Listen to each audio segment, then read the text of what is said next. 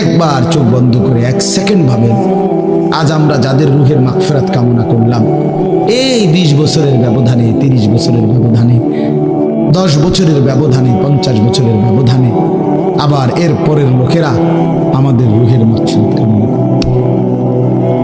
এটা কি পরিমাণ বাস্তবতা, কি পরিমাণ বাস্তব! এটাকে অস্বীকার করার, না বুঝার কিছুই নাই, মৃত্যুকে না বুঝার কিছুই নাই। কারণ এত বেশি জলজ্জান্ত আল্লাহ তাআলা এটা আমাদের সামনে দেখাইছেন, এত মানুষের মৃত্যু আল্লাহ আমাদের সামনে দেখাইছেন, এটাকে অস্বীকার করার, না বুঝার কিছুই কিছুই নেই। গাফেল সন্তান কোনো কিছুতেই যাকে কোনো আসর করে না। আহা, আপনারা জানেন না, আপনাদের এক এক ছেলের অবস্থা হলো কলিজাটা পাথর হয়ে গেছে, কোনো কিছুই তার কলিজা নাড়ায় না। এত শক্ত জানোয়ার যে খোদার 365 দিনে কোনো দিন ফজরের নামাজ পড়ে না, একদিনও না। মানুষের বাচ্চা এত বড় জানোয়ার হয় কেন? আরে তুই কোন মানুষের বাচ্চা? তুই কোন মার দুধ খাইলি? নাফরমান! কেমনে মানুষ হইল? কি ধরনের মানুষ? একদিনও নামাজ পড়ে?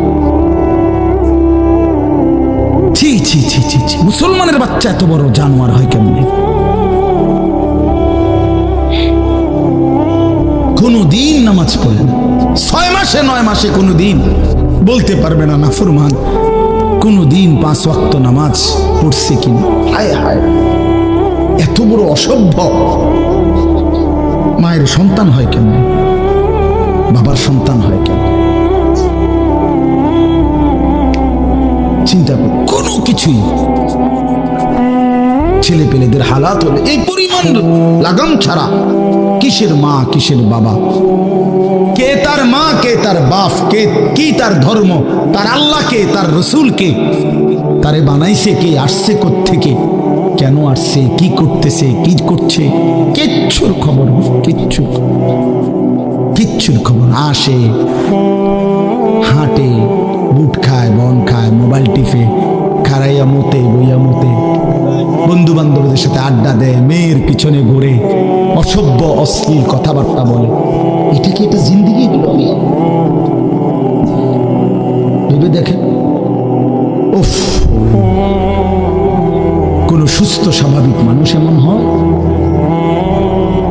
বলো ভাইয়া, বলো। রাগ করো না বাপ, কে তোমা করে মনে করাই দিবে? কেউ মনে করে। বাবা মারও ফিকির শেষ, শুধু টাকা রোজগারের ফিকির। দেশে থাইকা পারো, নইলে বিদেশ গিয়া পারো, কোনো না কোনো ভাবে পয়সা রোজগার করো। টাকা রোজগার করলে মা বাপ খুশি, টাকা রোজগার না করলে না অখুশি, খালাস। এরপরে ইমান আছে কিনা, ইসলাম আছে কিনা, নামাজ আছে কিনা, কোরআন আছে কিনা, আল্লাহ চিনে কিনা, হালাল হারাম কিনা, জায়েজ না জায়েজ না, এত কিছু আমার দরকার। ফুতের জিগায়ও না যে ফুত কামাই যে করতেছ, কি হালাল কামাই করো না হারাম না, এত কিছুর দরকার কি? টাকা দিতেছে, খাইতেছে, ঘুমাইতেছে, বিল্ডিং করতে আসে, জমি কিনতে আসে, আপেল মালটা খাইতেছে। এক ছেলে আমারে নিজে বলছে, আমি সবার ব্যাপারে বলি না, এক ছেলে আমারে নিজে বলছে, হুজুর আমি একটা দেশের নাম বলছে, যেই দেশে আমার কর্মটা ছিল, চলে আসছে ওই দেশ থেকে।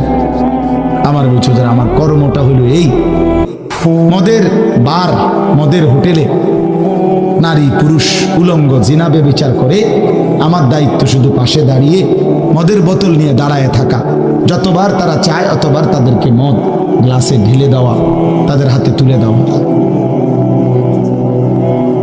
এর বিনিময়ে আমার মাসে বেতন 2 লাখ টাকা।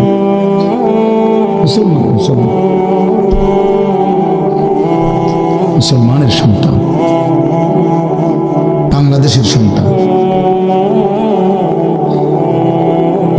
তো এই টাকা যখন বাবা খাচ্ছেন, বিল্ডিং করতেছে, কোনো টেনশন নাই। আমি আবারও বলছি, আমি সবার জন্য বলি, ওই বলছি দেখে অট্টা কইছি, কথা বুঝছেন? আমি তো নাম ঠিকানা বলি না। এই জন্য আমার বাপ, ডাক দিয়েন না, ডাক দিয়েন না, একজনও ডাক দিয়েন না, অসভ্যরে ডাক দিয়েন না। হ্যাঁ হ্যাঁ, ডাক দিবেন কেন? হাইওয়ানকে ডাক দিবেন কেন? শুনেন, আপনারাই শুনেন, এত এত মানুষ শুনতে হবে না। যদি আমার এই কথা একজনে বুঝেন, আমি মনে করি এতটুকুই আমার লাভ। দুইজন বুঝলে দুইজনই লাভ। আল্লাহ আমাদেরকে তৌফিক দান করে। চলেন,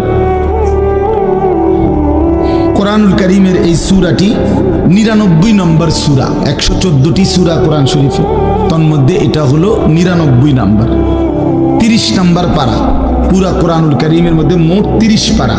এই মোট 30 পারার মধ্যে এটা হলো 30 নম্বর পারার সূরা, 99 সূরার নম্বর। সূরাটির নাম হচ্ছে জিলজাল, সূরায়ে জিলজাল। জিলজাল শব্দের অর্থ বা জালজালা, জিলজাল একই শব্দ, দুইটার দুই রকম ব্যবহার। অর্থ হলো ভূমিকম্প। জিলজাল শব্দের অর্থ কি বলেন? ভূমিকম্প। ভূমিকম্প, এই যে জমিন কাঁপে, ভূমিকম্প হয়, এই সূরার অর্থ হলো এইটা। এই ভূমিকম্প বলতে, জিলজাল বলতে আল্লাহ তাআলা কিয়ামতের ভূমিকম্প বুঝাইছে। পৃথিবীতে এমনিতে প্রতিনিয়ত মাঝে মধ্যে বিভিন্ন এলাকা ভেদে, অঞ্চল ভেদে ভূমিকম্প হয়। হ্যাঁ, আধা মিনিট, 30 সেকেন্ড, 40 সেকেন্ড, 50 সেকেন্ড, কিংবা তার চাইতে সামান্য কম বেশি এরকম সময় ভূমিকম্প হয়। এতেই বহু ক্ষয়ক্ষতি হয়। যখনই যেখানে কোথাও ভূমিকম্প হয়, তো সেখানে অনেক ক্ষয়ক্ষতি হয়, ঘর বাড়ি বিভিন্ন কিছুর অনেক ক্ষতিগ্রস্ত হয়। কিন্তু আল্লাহ তাআলা বলেন একটি চূড়ান্ত ভূমিকম্প আছে, যেই ভূমিকম্পটা যখন হবে তখন একসাথে আল্লাহর সৃষ্টি পুরাটা জমিন একসাথে ভূমিকম্প, এবং সেটা কতক্ষণ থাকবে সেটা আল্লাহই জানে, সেটা আল্লাহই জানে। এরকম ভূমিকম্প হবে, আর সেই ভূমিকম্পটা হলো কিয়ামতের ভূমিকম্প। অর্থাৎ এই পৃথিবী ধ্বংস করার জন্য আল্লাহ তাআলা তার গোটা সৃষ্টি জগৎকে মউত দিবেন। মৃত্যু দুই রকমের, একটা হলো ব্যক্তিগত পৃথক একক মৃত্যু, আর একটা হলো গোটা আলমের মৃত্যু। সবার যখন পৃথক মৃত্যু হয় তো এটারে বলে মউত, আর গোটা পৃথিবীর যখন আল্লাহর সৃষ্টি সবটার যখন একসাথে মৃত্যু হবে সেটারে কয় কিয়ামত। সেটাই কিয়ামত, ওইটাও একটা মৃত্যু। আসমানের মউত হবে, জমিনের মউত হবে, সূর্য চন্দ্র গ্রহ নক্ষত্রের মৃত্যু হবে, অর্থাৎ সব কিছু শেষ হবে। তো এই যে কিয়ামত, এটা আমাদের ঈমানের অংশ, এটা হবেই হবে, এটা হবেই হবে। আখিরাত, কিয়ামত, এই পৃথিবী একদিন ধ্বংস হবে, শেষ হবে, এটা কোরআনুল কারীমের অসংখ্য আয়াতে আল্লাহ তাআলা বলছেন, বারবার বলছেন, বারবার, যে বান্দা যত সুন্দরী তোমার কাছে লাগে দুনিয়া, যত আকর্ষণীয় মনে হয় না কেন দুনিয়া, একে তো তুমিও থাকবে না, একে তো দুনিয়া নিজেই থাকবে। দুটোটা মনে রাখবে, না তুমি থাকবে স্থায়ী, না দুনিয়া থাকবে স্থায়ী, কোনোটাই না। তুমিও মৃত্যুবরণ করবা, একদিন দুনিয়ারও মৃত্যু হয়েছে, দুনিয়ারও মৃত্যু হয়েছে। প্রতিটা মানুষকে মরতে হবে, এটা আমরা সবাই জানি। কুল্লু নাফসিন যায়িকাতুল মাউত, সমস্ত আত্মা, সমস্ত প্রাণ, আল্লাহ তাআলা বলেন মৃত্যুর স্বাদ গ্রহণ করুন, মৃত্যুর স্বাদ গ্রহণ করুন। কুল ইন্নাল মাউতাল্লাযী তাফিররুনা মিনহু ফাইন্নাহু মুলাকীকুম। আল্লাহ তাআলা বলেন, হে নবী আপনি বলে দেন, ও দুনিয়াবাসী, মৃত্যু থেকে তোমরা যেখানেই পলায়ন করো না কেন, মৃত্যু তোমাদের সাথে সেখানে গিয়েই নিজেই মোলাকাত করবে, সাক্ষাৎ করবে। তুমি ডাকতে হবে না, মৃত্যু নিজেই আসে, মৃত্যু নিজেই আসে। আইনামা তাকুনু ইউদরিকুমুল মাউতু ওয়ালাউ কুনতুম ফি বুরুজিন মুশাইয়াদা।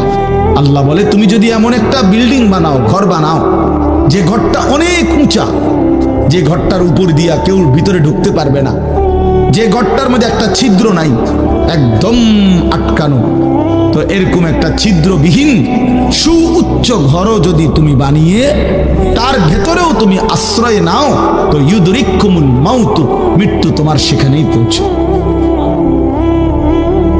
সময়ে পৌঁছবে।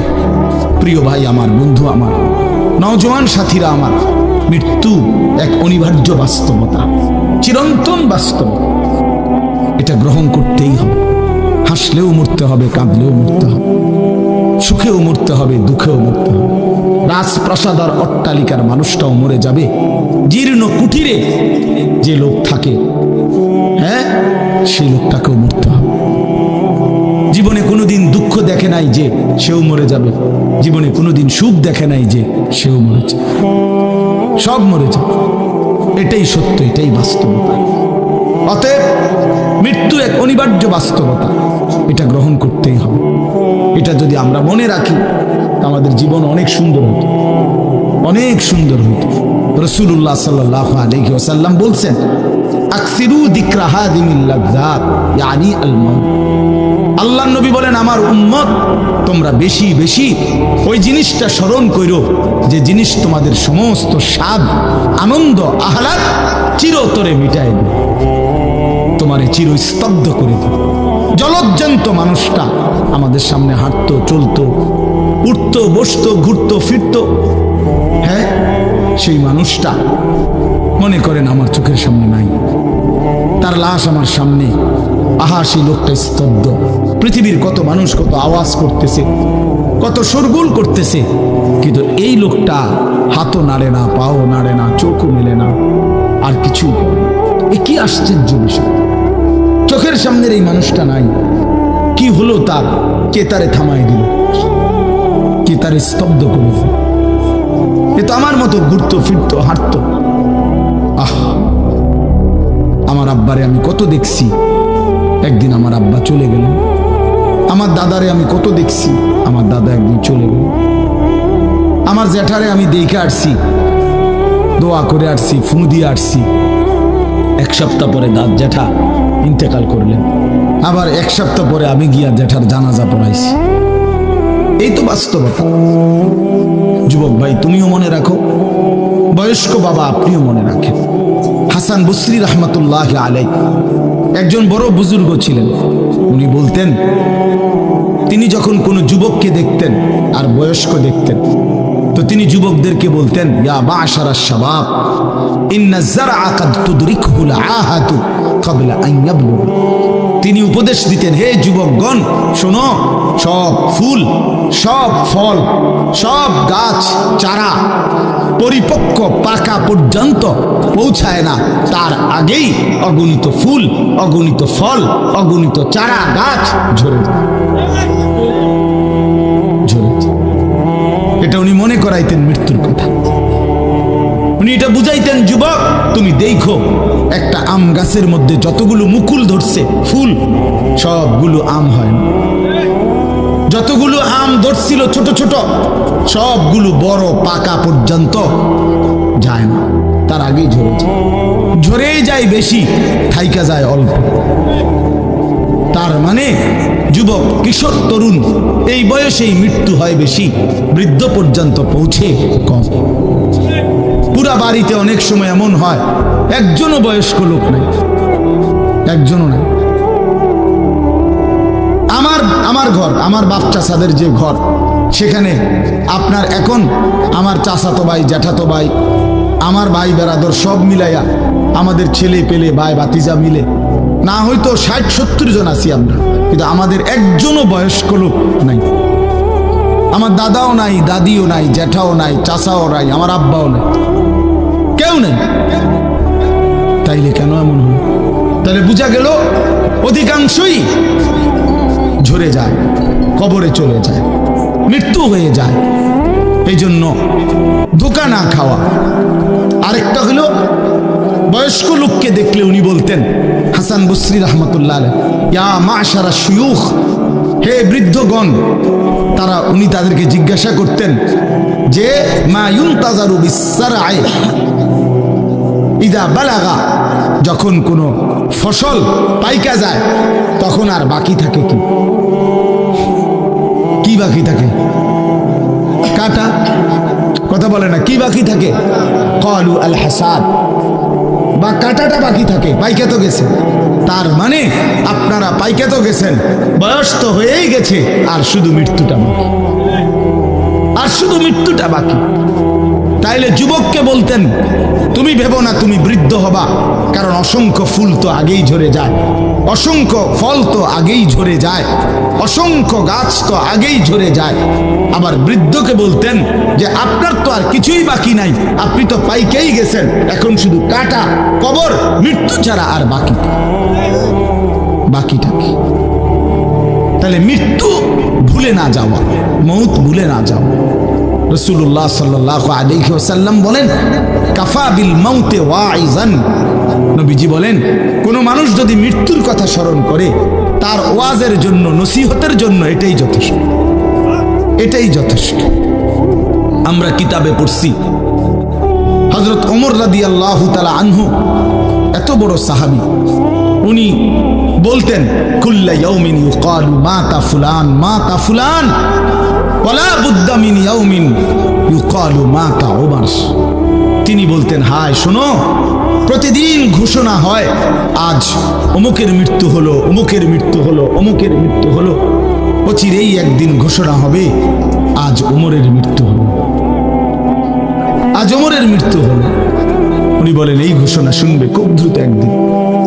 এই জন্য বাপ, এই আমাদের ব্যক্তিগতভাবে প্রতিনিয়ত মৃত্যু হচ্ছে, ঠিক এভাবে আমরা তো মরছি, একদিন এই গোটা আলমের মৃত্যু হবে, একদিন এই গোটা সৃষ্টিটাই আল্লাহ তাআলা গোটায় ফেলবে। আচ্ছা, কি আশ্চর্য কথা, এটা কি অবাক করা। এক মিনিট যদি কেউ বিবেক দিয়া ভাবে, যারে বলে কি হুজুর, বলেন কি, এত বড় আসমান ভেঙে যাবে, এই সূর্য খসে পড়বে, চাঁদ খসে পড়বে। আল্লাহ তাআলা বলছে, ইযা সামাউন ফাতারাত, আসমান ভেঙে যাবে, ওয়া ইদাল কাওয়াকিবুন তাসারাত, তারকারাজি খসে খসে পড়বে, ইযা শামসু কুব্বিরাত ওয়া ইদাল কাওয়াকিবুন তাসারাত। আল্লাহ তাআলা বলছেন, সূর্যটা গুটায় ফেলা হবে, পাহাড়গুলো বালির মতো, তুলার মতো উঠতে থাকবে। ইদা রাজ্জাতিল আরদু রাজ্জা, এই জমিনের মাটিগুলো রেজা রেজা, পাউডার পাউডার হয়ে যাবে। ওয়া ইদাল বিহারু ফুজ্জিরাত, সমুদ্র, খাল, বিল, নদীর পানিগুলো সব টকবগে উতরাইয়া গরম হইয়া বাষ্পের মতো উড়ে যাবে। না কোথাও পানি থাকবে, না কোথাও গাছ থাকবে, না আসমান থাকবে, না জমিন থাকবে, কিছু। আচ্ছা, এটা কেমন কথা, এটা কেমন আশ্চর্য বিষয়। এই গোটা আলমের মৃত্যু হবে। আল্লাহ তাআলা কোরআনুল কারীমে বিশ্বাস করেন, অসংখ্যবার এই কথা এটা বলছে, এটা হবেই হবে। ইদা ওয়াকাতিল ওয়াকিআ, আল্লাহ বলেন এই ঘটনাটা ঘটবে। লাইসা লি ওয়াকাতিহা কাযিবা, এই ঘটনা মিথ্যা মনে করার মতো কেহ নাই। যেদিন ঘটে যাবে তখন আর কারো কোনো মিথ্যাবাদী আর থাকবে না, অর্থাৎ কেউ আর অস্বীকার করার সুযোগ হবে না। চোখের সামনে, চোখের সামনে কোরআন শরীফে একটা সূরা আছে, সূরা হজ। ওই যে আমরা হজ করি না, এই হজ সূরাটার নাম। এই সূরার শুরুতে আল্লাহ তাআলা এই পৃথিবী ধ্বংসের, কিয়ামতের একটা সাংঘাতিক বর্ণনা দিয়েছেন। ওইখানে আছে, আল্লাহ বলেন, ইয়া আইয়ুহান নাসু তাকু রাব্বাকুম, তোমরা আল্লাহকে ভয় করো। আর শুনো, ইন্না জালজালাতাস সাআতি শাইউন আযীম, নিশ্চয়ই কিয়ামতের ভূমিকম্প, জালজালা, এই যে বললাম জিলজাল এবং জালজালা অর্থ ভূমিকম্প। আল্লাহ বলেন, কিয়ামতের ভূমিকম্প, ইসরাফিল যখন ফু দিবে, আমার এই পৃথিবী যখন ভাঙতে শুরু করবে, এই সৃষ্টি জগৎ পুরাটা যখন আমি আল্লাহ গুটায় ফেলবো, ওয়াসসামাওয়াতু মাতবিয়াতুম বিয়ামিনি, আল্লাহ বলেন 7 আসমান আমি আল্লাহ তাআলার হাতের মধ্যে গুটায় ফেলবো, গুটায় ফেলবো। তুমি জানো না আমার ক্ষমতা। কুল্লু মান আলাইহা ফান ওয়া ইয়াবকা ওয়াজহু রাব্বিক, সব শেষ করে দেব আমি, শুধু আমি আল্লাহই থাকবো, শুধু আমি আল্লাহই থাকবো। তো আল্লাহ তাআলা বলেন, এই ইসরাফিল ফু দিলেই, শুরু করলেই জমিনে ভূমিকম্প শুরু হবে। ইন্না জালজালাতাস সাআতি শাইউন আযীম, আল্লাহ বলেন নিশ্চয়ই এই কিয়ামতের ভূমিকম্প, এটা শাইউন আযীম, বড়ই ভয়ানক, বড়ই মারাত্মক। কারণ দুনিয়ার ভূমিকম্প এক নাম্বার হলো বর্তমানের ভূমিকম্প কখনো 30 সেকেন্ড, কখনো 40 সেকেন্ড, কখনো 47 সেকেন্ড, 50 সেকেন্ড, এই সেকেন্ড মিনিট, 47 মিনিট নি ভূমিকম্প হয়। কথা কর না কেন? 30 মিনিট ভূমিকম্প হয়। 30 মিনিট ভূমিকম্প হইলে আমাদের 14 গোষ্ঠী থাকবে মিনিট। 30 সেকেন্ড, 40 সেকেন্ড হয় ভূমিকম্প। এইটুকুতে একে তো সময় সামান্য, দ্বিতীয়ত হলো একসাথে গোটা পৃথিবীতে হয় না, এদিকে হলে ওইদিকে হয় না এরকম। কিন্তু আল্লাহ তাআলা বলেন ইসরাফিল ফু দিলে যে ভূমিকম্পটা হবে, সেই ভূমিকম্পটা গোটা পৃথিবী একসাথে নাড়ায় দিবে, একসাথে নড়ে। 47 সেকেন্ড না, কতক্ষণ সেটা আল্লাহই জানে। তখন অবস্থা কি হবে? মানুষের আতঙ্ক, এই ভূমিকম্পে আতঙ্ক। হ্যাঁ, আমি একবার চাঁদপুর মাহফিলে ছিলাম, রাত্রে ঘুমাইছি মসজিদের রুমে, ইমাম সাহেবের রুমে। এই সময় ভূমিকম্প আইছে, দরজা খুলে দিছি দৌড়। মসজিদের মাঠে আইছি দাঁড়াইয়া, চাই যে পুরা গ্রামের মানুষ সব আইসা বলছে ওই হুল্লুর চিৎকার, হায় হায়। অথচ সবাই চিৎকার দিতে দিতে ভূমিকম্প শেষ। ভূমিকম্প হয়েছেই তো অল্প একটু, কিন্তু এটুকুর আতঙ্কেই যা হুজুর পাবলিক বরাবর। কিসের হুজুর আর কিসের পাবলিক, বক্তা শ্রোতা সমান। এই এখন মনে করেন ভূমিকম্প হইলে আমরা সব দিন তো আমি এখানে বুজুর্গি দেখাইবো, এটা হ্যাঁ, আমি একটা বড় হুজুর বেটা প্রধান বক্তা, আমি লড়লে কি মাইসে কি করব, আপনি কি করবেন আমার সময় কো, আমার জান নিয়ে কথাটা। আল্লাহু আকবার। তো এই সামান্য ভূমিকম্প, কিন্তু আল্লাহ তাআলা বলেন ইসরাফিল সিংহা ফু দিলে যে ভূমিকম্প হবে বান্দা, সেটা বড়ই ভয়ানক, সেটা সারা পৃথিবী নড়বে একসাথে। তখন কি হবে মানুষের আতঙ্ক? ইয়াউমা তারাউনাহা তাযহালু কুল্লু মুরদিআতিন আম্মা আরদাআত। এই 1 নম্বরে আল্লাহ বলেন যে মা তার বাচ্চাটাকে দুধ পান করাইতেছিল, এই কোলের বাচ্চা, দুধের বাচ্চা, আপন মা তার দুধের বাচ্চা ভুলে যাবে, ফেলে দিবে, ছুঁড়ে মারবে, আর মা পাগলের মতো দৌড়ানো শুরু। কোরআন শরীফের আয়াত। ওয়াতাদাউ কুল্লু যাতি হামলিন হামলাহা। এবং আল্লাহ তাআলা বলেন যে মায়ের পেটের বাচ্চা 10 মাস পূর্ণ হয়ে গেছে, আগামী 2 ঘন্টা 5 ঘন্টা পরে বাচ্চাটা এমনিতেই প্রসব হইতো। আল্লাহ তাআলা বলেন ইসরাফিলের ফু দিলে জমিন যখন কাঁপতে শুরু করবে, তো এই গর্ভধারিণী মা, গর্ভবতী নারী পাগলের মতো এভাবে ছুটবে, দৌড়বে, নিজের গর্ভের বাচ্চা নিজেই পড়ে যাবে। সুকারা, আল্লাহ বলেন মাতালের মতো সমস্ত মানুষগুলো ছুটতে থাকবে। ফাইদা বারিকাল বাসার ওয়া খাসাফাল কামার ওয়া জুমিআ আশ-শামসু ওয়াল কামার। আল্লাহ তাআলা বলে চন্দ্র সূর্য আলোহীন হয়ে যাবে, সূর্য চন্দ্র এক হয়ে যাবে। ওয়া জুমিআ আশ-শামসু ওয়াল কামার ইয়াকুলুল ইনসানু ইয়াওমাইদিন আইনাল মাফার। লোকেরা দৌড়বে আর ছুটবে, মানুষ একে অপরকে জিজ্ঞেস করবে ভাইয়া পালাবো কোথায়, দাঁড়াবো কোথায়? কোথাও তো স্থির কোনো জায়গা নাই, কোথায় দাঁড়াবো? আল্লাহ তাআলা বলেন কাল্লা লা ওয়াজার, না বান্দা, সেদিন আর কোথাও জায়গা মিলবে না। ইলা রাব্বিকা ইয়াওমাইদিনিল মুস্তাকার, আজকে শুধুই কেবল তোমার আল্লাহর কাছেই আশ্রয় ঠিকানা। এভাবে বহু আয়াত কোরআনুল কারীমের মধ্যে আল্লাহ তাআলা বর্ণনা করছেন। আমার ভাই, তো এই ইসরাফিলের ফু দিলে গোটা আলমের মৃত্যু হবে, ভূমিকম্প শুরু হবে। তো এই ভূমিকম্প কেন হবে? এই কাঁপতে কাঁপতে সমস্ত কিছু ভাঙ্গা একসাথে, এই সব কিছু আল্লাহর সৃষ্টি, সমস্ত কিছুই জমিনের তলদেশে চলে যাবে। জমিন তখন খালি ফাঁকা, জমিনে তখন কিচ্ছু নাই, কিচ্ছু, একটা সুতা মাটির উপরে থাকবে। এই প্রথমবার ইসরাফিল ফু দিলে সমস্ত কায়নাত, ইনসান, জিন, আল্লাহর সমস্ত সৃষ্টি, মাখলুকাত সব জমিনের তলদেশে চলে যায়। মানুষ ও জিন ও অর্থ সম্পদ, স্বর্ণ রৌপ্য মণি মুক্তা হীরা জহরত সব সব সব একটা কাগজের অস্তিত্ব, সব কিছু, ওটা জমিন ফাঁকা। এভাবে কতদিন আল্লাহ জানে, কতদিন। কতদিন আল্লাহ জানে। হ্যাঁ মা ভাই, এরপরে একটা নির্দিষ্ট সময় পরে আবার আল্লাহ তাআলা ইসরাফিলকে জীবিত করবেন, করে আবার আল্লাহ তাআলা দ্বিতীয়বারের মতো ফু দিতে বলবেন। এই দুই ফুঁয়ের মাঝখানে কতদিন? নবী সাল্লাল্লাহু আলাইহি সাল্লামের এক হাদিসের মধ্যে বলছে 40। সাহাবীরা ব্যাখ্যা করছেন মুহাদ্দিসিন, সেই 40টা হতে পারে 40,000 বছর। 40,000। এই জন্য বাপ একটা কথা হলো, সর্বশেষ যেই লোকটা কবরে যাবে, শেষ যেই ব্যক্তি মরবে পৃথিবীতে, হতে পারে তাকেও শুধু কবরেই থাকতে হবে 40,000 বছর। 40,000 বছর। এরপরে তো আখিরাত।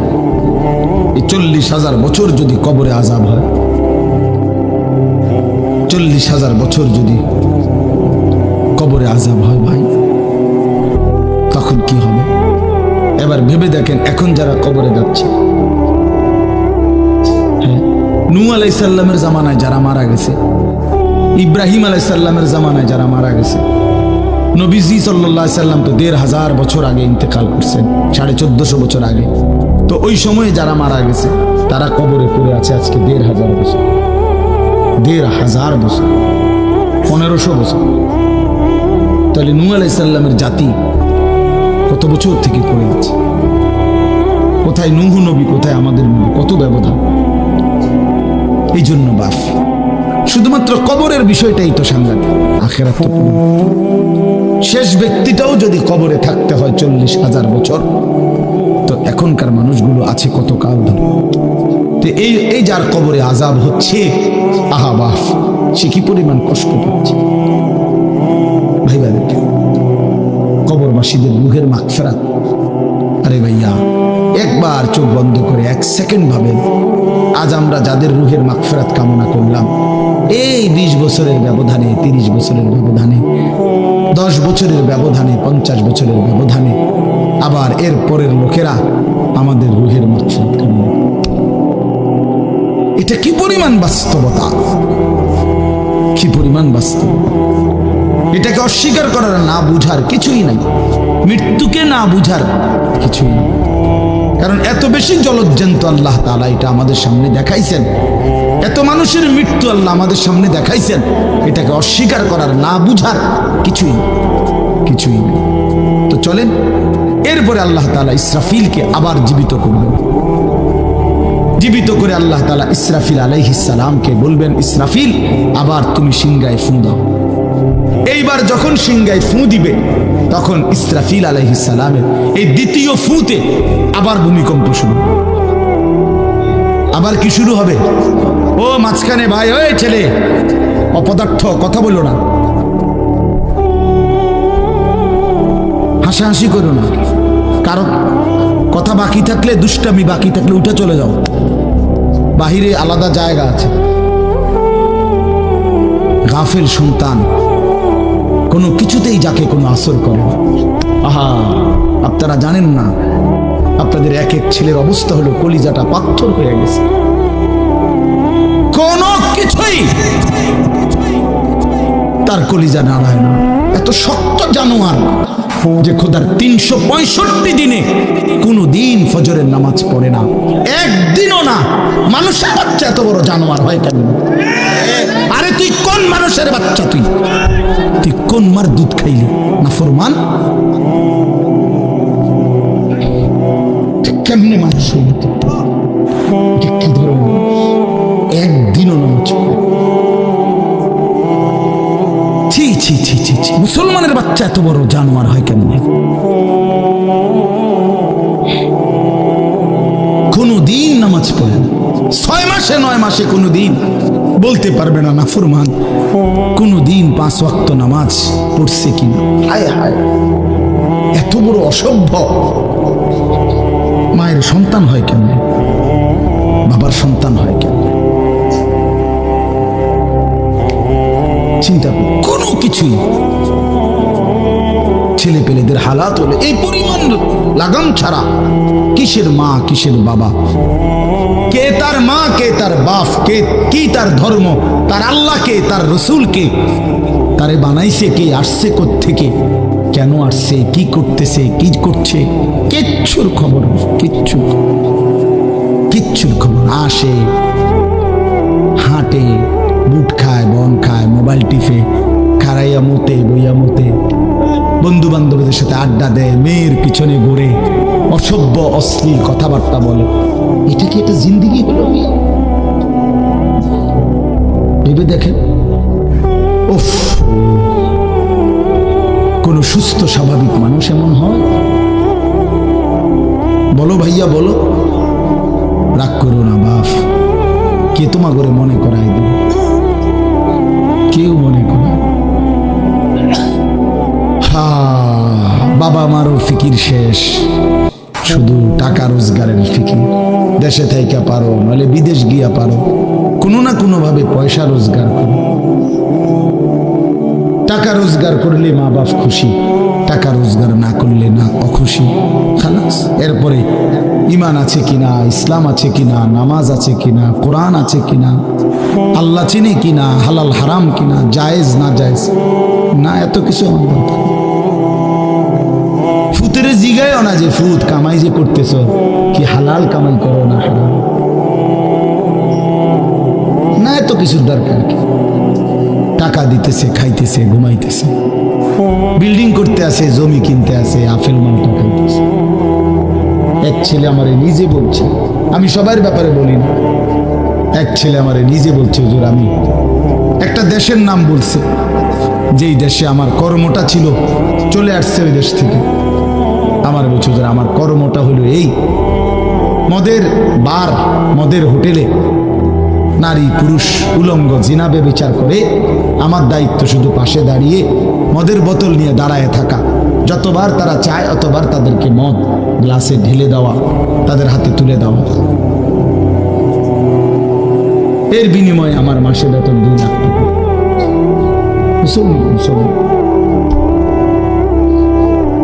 মুসলমানের সন্তান, বাংলাদেশের সন্তান। তো এই টাকা যখন বাবা খাচ্ছেন, বিল্ডিং করতেছে, কোনো টেনশন নাই। আমি আবারও বলছি, আমি সবার জন্য বলি না, ওই বলছি দিকে অট্টা কইছি, কথা বুঝছেন? আমি তো নাম ঠিকানা বলি না। এই জন্য আমার বাপ,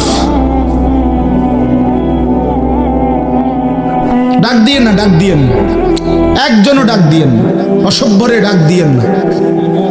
হ্যাঁ হ্যাঁ, ডাক দিবেন কেন? হাইওয়ানকে ডাক দিবেন কেন? শুনেন, আপনারাই শুনেন, এত এত মানুষ শুনতে হবে না, কোনো অসুবিধা নেই, কোনো অসুবিধা নেই। আমি তো এটাই বুঝাইতে চাইতেছি, প্রত্যেকটা মানুষ আজকে মুসলমান। আমরা ঘর দেখায়, ফার্নিচার দেখায়, বিল্ডিং দেখায়, হুজুর দোয়া করেন, ঘরটা করছি, দোয়া করেন। কিতা দোয়া করতে হবে না, কিতা দোয়া করতে, বিল্ডিং এর দোয়া কিতা? আবার ইট বালুর লেগে দোয়া করে লাভ কি বেড়া? হুজুর মোটরসাইকেল কিনছি, কিন্তু দোয়া করে কিতা দোয়া করতে? কি মোটরসাইকেলের দোয়া কিতা? আজীব লাগে না? বাস্তব এগুলো ছাদ ডালাই দিয়ে মাইজ গে, হুজুর কিন্তু দোয়া করে দেয়, ছাদ ডালাই দোয়া। ওটা ছাদ ডালাই করে, ওটার ফুতে মোবাইলে অস্থির উলঙ্গ ছবি দেখে। ওটার সন্তান উনি দাঁড়াইয়া রয়েছে মিস্ত্রির সামনে, ওনার গাম বাইয়া বাইয়া পড়তেছে ছাদ ডালাইয়ের দিন, আর অসভ্য জানোয়ার সন্তান বন্ধুদের সাথে উলঙ্গ ছবি দেখতেছে। ওই জানোয়ারের জন্য উনি ছাদ ডালাই দিতেছে, ওই হাইওয়ানের জন্য উনি ঘর করে দিয়ে যেতেছে। উনি কবরে জায়গা ঘর করে দিয়ে গেছে, এর জন্য ঘর করলেন? ছি ছি ছি ছি ছি। আমার দেওয়া ঘরে আমার কষ্টের কমাইয়ে এখানে বসে বসে রঙিন ছবি দেখবে, উলঙ্গ দৃশ্য দেখবে ঘরে শুয়া শুয়া সারা রাত। এর জন্যই আমার জীবনের এই অর্জন, এই ছিল আমার উপার্জনের উদ্দেশ্য। আহ, কতবার বললে বুঝবেন? কেমনে বললে বুঝবেন? কারে বললে বুঝবেন? আল্লাহ মাফ করে দেন। চলেন বাপ, তবু বলতেছিলাম আল্লাহ তাআলা ইসরাফিল আলাইহিস সালামকে বলবেন আবার ফু দাও, তো তিনি দ্বিতীয়বারের মতো ফু দিলে জমিন আবার ভূমিকম্প শুরু হবে। এই ভূমিকম্পে জমিন কাঁপতে কাঁপতে এইবার জমিনের তলদেশে ওই প্রথমবার ফু দেওয়াতে ভূমিকম্প কাঁপতে কাঁপতে সব উপরে যা ছিল সব নিচে চলে গেছে। মনে আসেনি এটা কইছি? তাহলে উপরটা কি ফাঁকা, এইবার নিচে যা ছিল সব উপরে চলে আসবে। এই আসলেই এটা হাসরের মাঠ। সমস্ত নিচের জিনিস যা কিছু একেবারে মানুষ, গরু, ছাগল, হাঁস, মুরগা, জিন, ইনসান, গদ, দুয়ার, বাজার, ব্যবসা, দোকান, টাকা, হীরা, জহরত, মণি, মুক্তা, টাকা পয়সা, অর্থবিত্ত সব সোজা কথা জমিনের তলদেশের সব কিছু জমিনের উপরে উঠে আসবে। এই উঠে আসলেই এইটা হাসরের মাঠ। এইটা এই হাসরের মাঠ কোনটা জানেন? এই যেখানে বসে আছেন এখন এটাই হাসরের মাঠ। এই জমিনের উপরেই হাসরের মাঠ। বাকি শুধু আল্লাহ কোরআন বলছে ইদাল আরদু মুদ্দাত, আমি আল্লাহ জমিনটাকে টেনে আরো লম্বা করে দেব, আরো বড় করে দেবো, আর কি প্রশস্ত করে দেবো। কারণ ওই যে পিসের মানুষ খারাপ লাগবে না? মানুষ তো দাঁড়াই বসেই আদম আলাইহিস সালাম থেকে নিয়া, মানুষ বেশি না? মানুষ, গরু, ছাগল, হাঁস, মুরগা, জিন, ভূত সব খারাপ না, সব দাঁড়াবে তো। এই জন্য আল্লাহ তাআলা বলেন জমিন আমি প্রশস্ত টেনে দিব, লম্বা করে দিব, এতটুকু। বাকি এটাই হাসরের মাঠ, এটাই হাসরের মাঠ। এই কথাটাই এখানে আল্লাহ তাআলা উল্লেখ করছেন। ইদা জুলজিলাতিল আরদু জিলজালাহা, যখন দ্বিতীয়বারের মতো ইসরাফিলের ফু দিলে জমিনের ভূমিকম্প শুরু হবে। ওয়া আখরাজাতিল আরদু আসকালাহা, আল্লাহ তাআলা বলেন তখন জমিন তার তলদেশে যা ছিল সমস্ত জমিনের তলদেশে, এগুলো এতদিন জমিনের বোঝা ছিল, বোঝা মানে মাটির নিচে, এগুলো সে মনে হয় যেন ফুজা কান্দে লইছে। এবার ওয়া আখরাজাতিল আরদু আসকালাহা, জমিন তার বোঝা মানে জমিনের তলদেশে যা ছিল সে এবার তা জমিনের উপরে উঠায় দিবে, উপরে উঠায় দিবে। এরপরে আশ্চর্য কথা শুনেন, এরপরের কথাটার জন্য রাসূলুল্লাহ সাল্লাল্লাহু আলাইহি সাল্লাম হাদিসে বলছেন, এই ভাই শুনেন, ছেলেরা তোমরাও শোনো। নবী সাল্লাল্লাহু আলাইহি সাল্লাম বলেন এই জমিনের তলদেশ থেকে যখন সবকিছু উপরে উঠে আসবে তখন অর্থ সম্পদ, হীরা জহরত, মণি মুক্তা, স্বর্ণ রৌপ্য এগুলো স্তূপ আকারে উঠে আসবে জমিনের উপরে, মানে হাসরের মাঠে। তো নবীজি একেবারে স্পষ্ট হাদিস, নবীজি সাল্লাল্লাহু আলাইহি সাল্লাম বলেন তখন এই স্বর্ণ রৌপ্য, টাকা পয়সা, হীরা জহরত এগুলো, এই অর্থ সম্পদগুলো আল্লাহর কুদরতে কথা বলবে। স্বর্ণের টুকরা কথা বলবে, কথা বলবে, রৌপ্যের টুকরা কথা বলবে, এগুলো কথা বলবে। কথা কি বলবে? এগুলো তখন ওই নাফরমান মানুষগুলোকে ডাক দিবে, ডাক দিবে, আইয়ুহাস সারিক, হে চোর, এদিকে এই সম্পদের জন্য চুরি করেছিলে, আজ যা দরকার নাও। আইয়ুহাল কাতি', হে ডাকাত, এদিকে এদিকে আসো, এই সম্পদের জন্য ডাকাতি করছিল, আজ নাও। হে আত্মীয়তার, আইয়ুহাল কাতি', আত্মীয়তার সম্পর্ক ছিন্নকারী ব্যক্তি আসো, এই জন্য ভাইয়ের সাথে যুদ্ধ করছো, বোনের সম্পদ নষ্ট করছো, চাচারে সম্পত্তি দাও না, এই জন্য, এই দুনিয়ার জন্য নাও, এখন না, এখন যা লাগে নাও। এইভাবে প্রত্যেক নাফরমান পাপীকে, হে হারামখোর, সুদ করে দিগা, এখানে টাকা যা লাগে নে, নে বাটপার, এখান থেকে টাকা নে, কি পরিমাণ টাকা দরকার ছিল নে। এইভাবে রাসূলুল্লাহ সাল্লাল্লাহু আলাইহি সাল্লাম বলেন দুনিয়ার এই সম্পদগুলো কথা বলবে আর ডাকবে। ডাকলে মানুষ, আচ্ছা এটা তখন কেন লিখবো? কথা বুঝেন নাই? এডিজন কথা বলবে, ডাকাডাকি করবে, মানুষ কি বলবে? লোকেরা তো সবাই দাঁড়াইছে, মানুষও তো দাঁড়াইছে, তারারই তো ডাকতেছে, তো তারা কি বলবে? ওয়াকালাল ইনসানু মা লাহা, আল্লাহ নিজেই বলতেছে, লোকেরা তখন মানুষগুলো বলবে মা লাহা, এটা কি হলো? আরে এটা কি কারবার? এগুলো কথা বলে কেমনে? এগুলো কি কয়? এরা আমার চিনলো কেমনে? আমি যে সিটার, আমি বাটফারে চিন্না লাগলো ইন্নারিল্লাহ একের পুরা ধরা অনবিচার আচার কিছুই শুরু হয়েছে না, এখনই বেজ্জুতি, বাকিটা তো অবস্থা খারাপ। মানে অর্থাৎ মানুষগুলো অবাক হয়ে বলবে মা লাহা, কি হলো জমিনে, কি হলো এগুলোর, এরা এমন করছে কেন, এরা কথা বলছে কেন? আহ, আল্লাহ বলেন ইয়াউমাইদিন তুহাদ্দিসু আখবারাহা, আল্লাহ তাআলা বলেন বান্দা হে কি দেখছো হবে, এই মাত্র দেখলা স্বর্ণ রূপ্য টাকা পয়সা কথা বলে, এখন না দেখবা আসল খেলাটা। ইয়াউমাইদিন তুহাদ্দিসু আখবারাহা, আল্লাহ বলেন এখন দেখবা সরাসরি এই হাসরের মাঠে তোমার সামনে তোমার পায়ের নিচের জমিন তোমার পুরা জিন্দেগির কথা, তোমার যত তথ্য ভালো কিংবা মন্দ, নেক কিংবা গুনাহ, তোমার সমস্ত কিছু রাতের কিংবা দিনের, একাকী কিংবা প্রকাশ্যের, গোপন কিংবা আড়ালের, আল্লাহর কসম জমিন সবটা এখন তোমার সামনে বলে দিবে। ইয়াউমাইদিন তুহাদ্দিসু আখবারাহা, রব্বুল আলামিন বলেন জমিন সবটা কথা বলে দিবে, ভালোটাও মন্দটাও, আলোটাও অন্ধকারটাও, একাকীও অন্ধকারেও, প্রকাশ্যেও সবার মাঝেও সব বলে দিবে। রাতের চুরি বলে দিবে, রাতের তাহাজ্জুদটাও বলে দিবে, মদের আড্ডার কথাও বলে দিবে, জুয়ার আড্ডার কথাও বলে দিবে। সারা রাত যুবক উলঙ্গ ছবি দেখেছ, আল্লাহর কসম সেটাও বলবে। যে যুবক মালিকের সেজদা দিয়েছে সেটাও বলবে। তাহাজ্জুদও শোনাবে, আবার সবার সাথে যে জামাতে নামাজ পড়েছে এটাও বলবে, সব কিছু বলে দিবে। আল্লাহ বলেন যদি মানুষ ভাবতে চাও জমিন কিভাবে কথা বলে, স্বর্ণরৌপ্য কিভাবে কথা বলে, আল্লাহ বলেন বিআন্না রাব্বাকা আওহা লাহা, আল্লাহ তাআলা আদেশ করেছেন বলেই কথা বলে। আল্লাহ বললে, হুকুম করিলে আল্লাহর গোটা কায়নাত, গোটা সৃষ্টি জগৎটাই কথা বলে।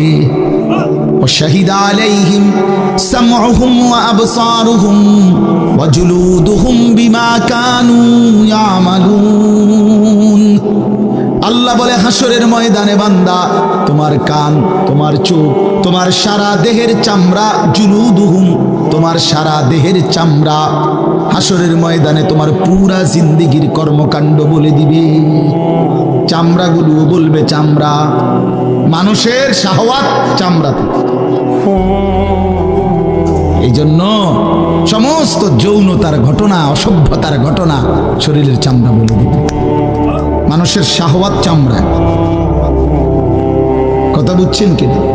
হ্যাঁ, চর্মে চামড়ার মধ্যে শাহওয়াত, কামনা বাসনা, যৌন চাহিদা। এই জন্য যত লোক দেখবেন বিভিন্ন হসপিটালে, যত ডাক্তার চর্মরোগের ডাক্তার, তত লোক যৌন রোগেরও ডাক্তার। হ্যাঁ, চর্ম ও যৌন রোগ বিশেষজ্ঞ, এটা একই বিষয়, একই চ্যাপ্টার। চামড়া মানে আল্লাহ তাআলা বলেন তোমার চামড়া বলে দিবে কত রাত কত দিন নারীর প্রতি অবৈধ আগ্রহ, অস্থিরতার, বেহায়াপনার, অসভ্যতা করেছিলে।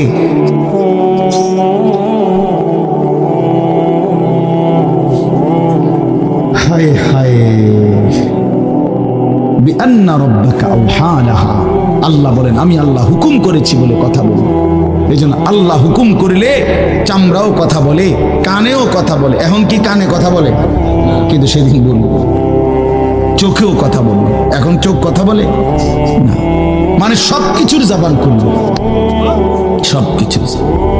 আপনারা বলেন আমরা তো মনে করি জিহ্বায় কথা বলে না, জিহ্বায় কথা বলে না, আল্লাহর হুকুম হইলে কথা বলে। নাহলে যেই লোক বোবা তারও তো জিহ্বা আছে না, তো সে কথা বলে না।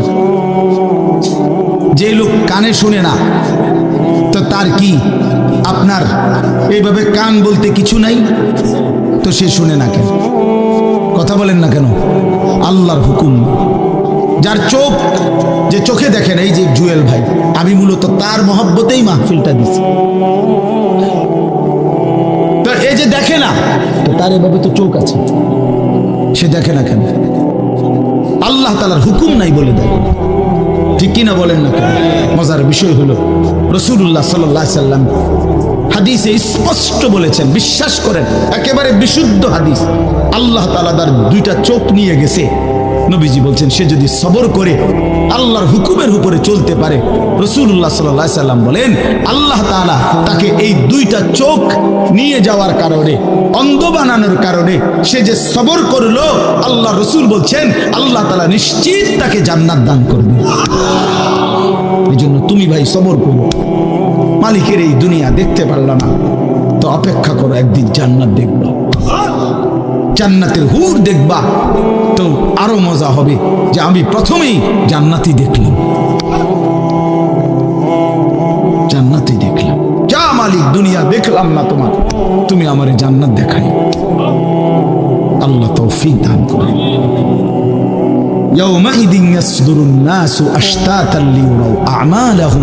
আল্লাহ বলেন তখন দলে দলে ফেরেশতারা মানুষগুলোকে লাইনবদ্ধ সারিবদ্ধ করে দলে দলে বানাবে। লোকেরা পরস্পর, প্রত্যেকটা মানুষকে ফেরেশতারা আলাদা আলাদা গ্রুপ বানিয়ে দেবে হাসরের ময়দানে। তখন প্রত্যেকে এই গ্রুপে গ্রুপে দলে দলে লিউরাউ আমালাহুম, নিজেদের আমল নামা, নিজেদের আমল দেখবার জন্য সামনে এগিয়ে যাবে। অর্থাৎ প্রত্যেককে তার আমল নামা দেখবার জন্য, দেওয়ার জন্য নির্দিষ্ট জায়গায় নিয়ে আসবে। নেওয়ার পরে সেখানে প্রত্যেকের ফাইল, প্রত্যেকের খাতা আমল নামা তার হাতে তুলে দেওয়া হবে। দিলেই সে দেখবে। আল্লাহ বলতেছেন ফামান ইয়ামাল মিসকালা যাররাতিন খায়রান ইয়ারা, এক বিন্দু, এক অণু পরিমাণ, পরমাণু পরিমাণ, সামান্য থেকে সামান্য পরিমাণও নেকি, কল্যাণ, তাও তুমি দেখতে পাবা। ফামান ইয়ামাল মিসকালা যাররাতিন শাররান ইয়ারা, বিন্দু থেকে বিন্দু মন্দ যা করেছিলে তাও তুমি দেখতে পাবে। এক জাররা, মূলত জাররা বলে তাফসীরের মধ্যে লিখছে লা ওয়াজনা লাহু লা জিনাতা লাহা, যেটার কোনো ওজন হয় না, এত সামান্য, এত সামান্য, ওজন নাই, মানে 100 গ্রামও না, 10 গ্রামও না, 1 গ্রামও না, আধা গ্রামও না, এত সামান্য, এটা কোনো ওজন নাই, ওজন নেই, ওজন আসে না আর কি, ওজনে হয় না, এরে বলে জাররা। তাফসীরের মধ্যে লিখছে কোন ব্যক্তি, হযরত আব্দুল্লাহ ইবনে আব্বাস বলেন, কোন ব্যক্তি যদি মাটিতে এমনি হাত মারে, মানে হাত লাগাইয়া আবার উঠাই লাইছে, তখন এই যে বালুগুলো লাগছে, এই বালুর যেগুলো হাত থেকে ঝরে পড়ে কণা, এগুলো তার চাইতে সামান্য এক জাররা।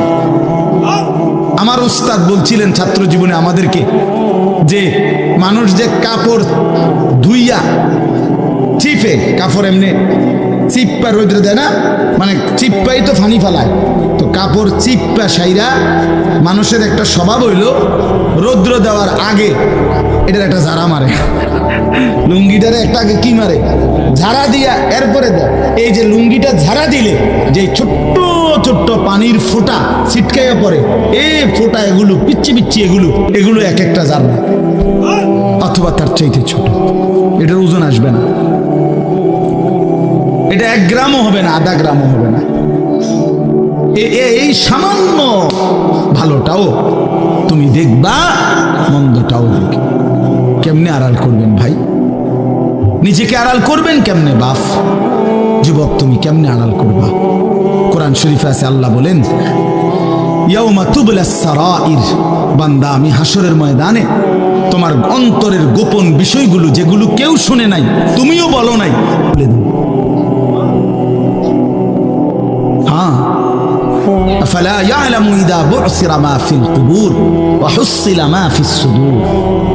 আল্লাহ তাআলা বলেন এই বুকের ভিতরে, অন্তরের ভিতরের যেই কথাগুলো, সেগুলো খুলে দেব। এই জন্য আজকে আমার কথা এখানে শেষ। আমি এতটুকু কথাই বলতে চাই, এই 99 নম্বর সূরাটা আমাদেরকে এই কথার সবক দিচ্ছে যে আমরা আমাদের জিন্দেগির 1 সেকেন্ড, একটি নিঃশ্বাস আড়াল করবার সুযোগ নেই।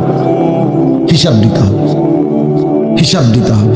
1 মিনিট, 1 সেকেন্ড, 1 পলক, 1 লম্হা, 1 মুহূর্ত আমাদের আড়াল করবার সুযোগ নাই ভাই। ভালোটার প্রতিদানও নিতে হবে, মন্দটারও প্রতিদান নিতে হবে। তাইলে কেন জীবন নষ্ট করব? কেন হায়াত নষ্ট করব? আমার অনুরোধ রইল, যতগুলো যুবক ছেলে আছো ভাই, তোমাদের কাছে অনুরোধ, মৌলানা কথা বলবে, এরপরে আরো একটু বয়ান হলে এরপরে দোয়া হবে, কিন্তু আমার মাঝখান দিয়ে এই কথাটাই আমি অনুরোধ করে বললাম, প্রত্যেকেই দয়া করে আল্লাহর ওয়াস্তে নিজের জীবনের কদর করো ভাই। আমার এটাই শেষ কথা। যুবক ছেলেরা, তুমি আমার সাথে এখন যাইবা না, আমিও তোমার সাথে যাব না। এই দুনিয়াও যেমন আমি আলাদা চলে যাচ্ছি, আপনারাও আলাদা চলে যাবেন, কিন্তু বাস্তব কথা হলো আমি আপনি প্রত্যেকে আলাদা আলাদা কবরে আখেরাতে আল্লাহর সঙ্গে মুখোমুখি হইতে হবে।